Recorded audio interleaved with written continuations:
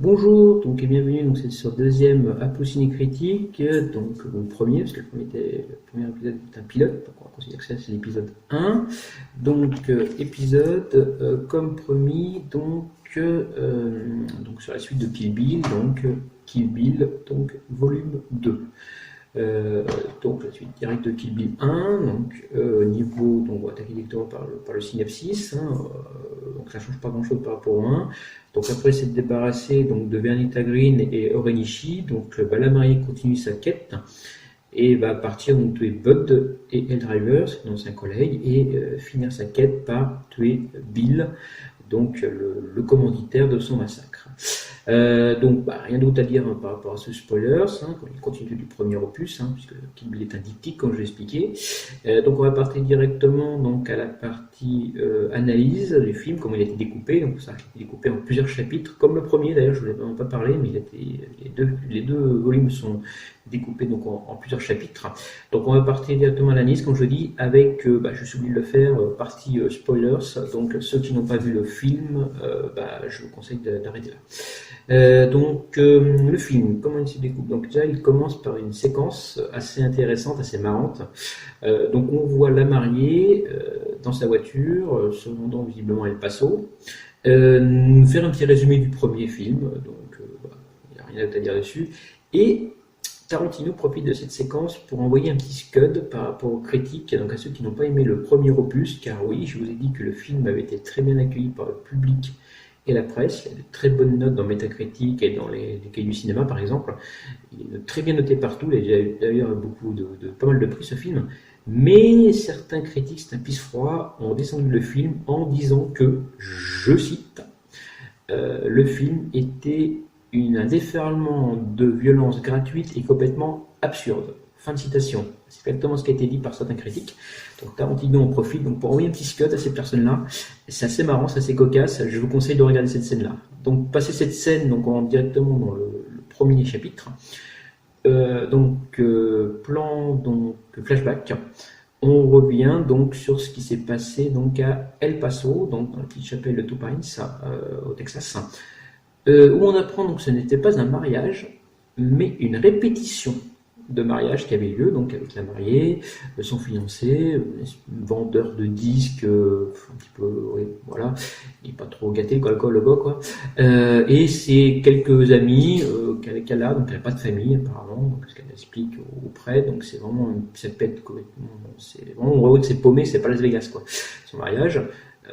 Donc elle va prendre l'air, là, parce qu'elle a un petit peu marre de cette ambiance, la mariée, et là, plan séquence, hommage à Sergio Leone, parce que cette scène m'a rappelé quand même pas mal Il était une fois dans l'Ouest. On entend donc une flûte. On voit la mariée, on regarde à droite, à gauche, exactement comme Il était dans l'Ouest, le scène de la gare, donc quand on entend l'homme à l'harmonica, donc pareil. Et on voit Bill arriver, donc incarné par David Carradine. Donc David Carradine, pour ceux qui ne connaissent pas, c'est un grand nom du cinéma des années 80, donc il a fait pas mal de films de kung-fu, et une série que je regardais quand j'étais gamin qui s'appelait Kung Fu, une série policière, mais un peu mélange de policier et de kung fu, donc il était un petit peu sur la pente descendante au moment de l'année 2000. Et il faut savoir que Tarantino aime bien prendre les acteurs sur la pente descendante pour les faire tourner dans ses films, pour donner un petit coup de pouce dans sa carrière, donc c'est tout à fait louable. Uma Thurman, pareil, en 2000, sa carrière n'était pas super. On retiendra qu'elle avait joué dans Chapeau melon et bottes de cuir, qui était plus ou moins donc un nanar, on va pas se cacher. Elle a joué dans un Batman, pareil, elle faisait Poison Ivy, mais c'était pas super non plus. Bref, et donc on voit Bill arriver donc, et demander des explications à la mariée. Donc pourquoi tu as quitté le détachement international des hyper-assassines? Qu'est-ce qui te prend? Tu faisais des millions à traverser le monde à tuer des gens, c'était une aide d'impôt, tu es vendeuse dans une boutique de musique minable, qu'est-ce qui se passe?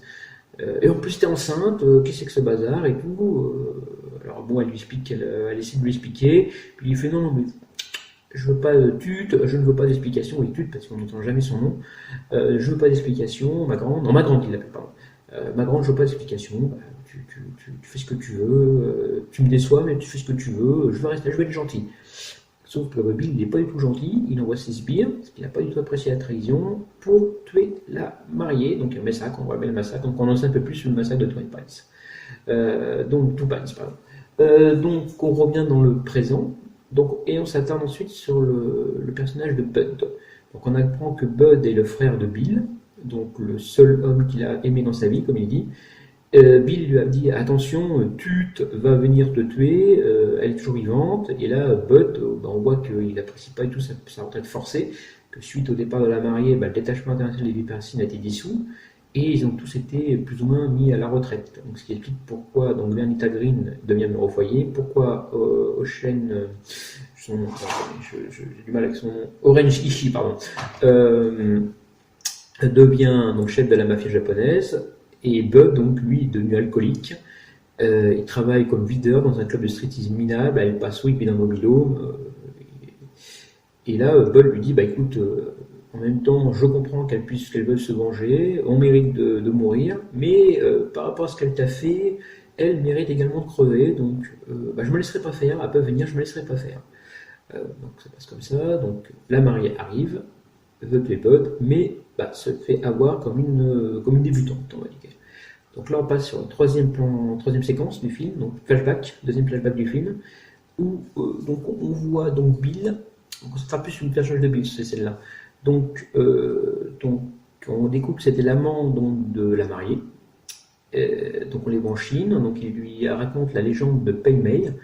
Il dit donc qu'elle va suivre son enseignement pour devenir une maître en Kung Fu. Donc on apprend que Pei Mei est un ancien prêtre du Lotus Blanc qui a plus de 1000 ans. Et que c'est lui qui a tout appris à Bill niveau Kung Fu. On voit donc là le apprentissage de la mariée, d'ailleurs c'est comme ça que ça s'appelle ce chapitre, parce qu'il faut savoir que le film est divisé en chapitres, comme le premier d'ailleurs, donc il est le dur apprentissage, le dur apprentissage de Pei Mei, voilà. Et donc on voit donc Pei Mei, donc qui est incarné par Gordon Liu. Donc Gordon Liu, pareil, c'est un grand nom du cinéma hongkongais, c'est Kung Fu, donc il tourne depuis à peu près les années 70. En pente descendante dans les années 2000,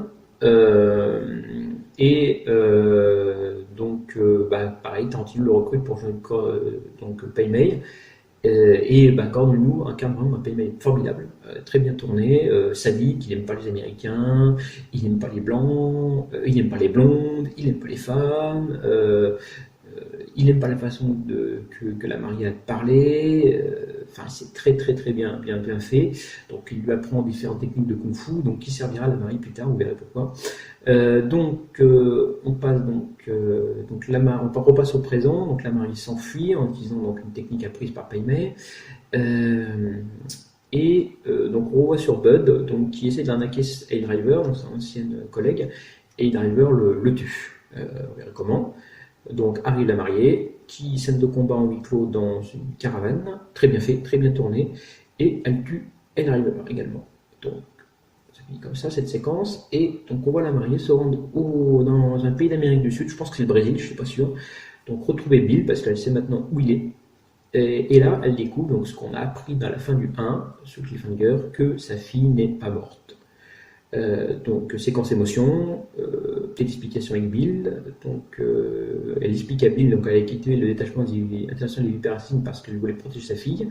Donc Bill le comprend, mais s'ensuit quand même une scène de combat où la mariée, donc Béatrix, parce qu'on apprend son nom en fait dans la scène de combat. Je ne l'ai pas dit, la scène de combat entre les Driver et la mariée. Donc on apprend qu'elle s'appelle Béatrix Leto.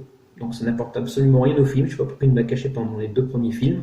Salut Béatrix Leto. Donc Béatrix se rend tue Bill après une scène de combat en utilisant une technique secrète apprise par Pei Mei. Donc c'est la seule élève à laquelle il a appris cette technique parce que c'est son élève préféré, malgré la scène qu'on voit, c'est son élève préféré. Donc elle utilise la technique des 5 pas et de la paume, donc on la voit faire une manipulation off comme ça, un peu comme dans Ken le survivant, et tuer Bill, et elle récupère sa fille, et le film finit comme ça. Donc que dire de ces films? Franchement je le préfère au premier. Pourquoi? Parce qu'il est beaucoup moins bordélique, il y a beaucoup moins de flashbacks, il n'y a que 2 scènes de combat, et on se penche beaucoup plus sur la personnalité des personnages, et le côté psychologique donc de Bill, de Béatrix, de Bud, Malheureusement, on n'en sait pas beaucoup sur Hell Driver, à part Spin Sadiq. Donc pour moi, c'est mon l'opus préféré donc des deux. Donc je lui mets en note, et ben, autant j'avais mis 8 sur 10 au premier, celui-là je lui mets donc 9 sur 10 par rapport au fait que le film n'est absolument pas tourné pareil. Pour moi, le film a été tourné vraiment, c'est un gros match vraiment chez Lund parce qu'il est vraiment tourné un peu comme un western spaghetti. On voit des plans, des grands plans séquences, des gros plans, il y a des petits clins d'œil à des films, Trijoux des dollars, etc. Où se dit une fois, donc c'est très très bien tourné par rapport à ça. Absolument pas du tout tourné comme le premier, donc je pense que je vous conseille vraiment de regarder les deux pour faire la comparaison. De toute façon, si vous souhaitez connaître l'histoire, il faut regarder les deux. Donc franchement, je le préfère au premier. Je reviens également sur le fait que je vous ai parlé du Kill Bill 3. Je vais un peu tomber dans les dates. Donc effectivement, donc ce qui s'est passé, c'est qu'en 2004, suite à la sortie du film, parce que Kill Bill 2 est sorti en 2004, Tarantino avait dit que 15 ans après, donc 2019, il sortirait un Kill Bill 3. Donc il en a parlé, il a fait des trailers, je vous ai dit, c'était bien parti. Et bah, malheureusement, au mois de décembre 2018, il en a parlé, parce qu'on lui a posé la question, on a fait bah, Kill Bill 3 c'est pour quand l'année prochaine? Et là il a dit bah Kill Bill 3, bah non. Bah, je laisse tomber le projet, j'en reste aux deux, je suis désolé pour les fans. C'est plus d'actualité, peut-être plus tard, je sais pas, mais pour le moment non. Donc il aura a priori pas de Kill Bill 3. Voilà. Bah, j'en ai fini avec cette petite vidéo. Donc dites-moi ce que vous en pensez. Un peu plus courte que la première. J'essaie de pas trop m'étaler. J'espère que le son est bien, parce qu'on m'a reproché que le son était pas terrible. Je filme de mon portable. Je suis désolé. Je vais essayer de voir comment je peux faire au niveau du son. Bah, dites-moi ce que vous en pensez en commentaire. Je vous souhaite une bonne journée. Et puis bah, je vous ferai une prochaine film plus tard. Je sais pas, peut-être dans le mois. Je pense peut-être à peu près dans un mois. J'ai une petite idée. Je voulais partir sur Snatch. Je me disais plutôt parce qu'il n'est pas facile à résumer, donc je le ferai plus tard peut-être Snatch. Je vais partir sur un autre film, un film français cette fois-ci. Je vous laisse la surprise. Bah, je vous souhaite une bonne journée et n'hésitez pas donc à vous abonner, à mettre un pouce bleu en bas, à vous abonner et à cliquer sur la petite cloche à droite. Hein. Oui, j'ai bien pris ma leçon, hein, j'ai d'autres youtubeurs faire cette petite phrase. Donc je vous souhaite une bonne journée, un bon week-end à vous, et puis bah, je vous remercie pour les commentaires. Au revoir.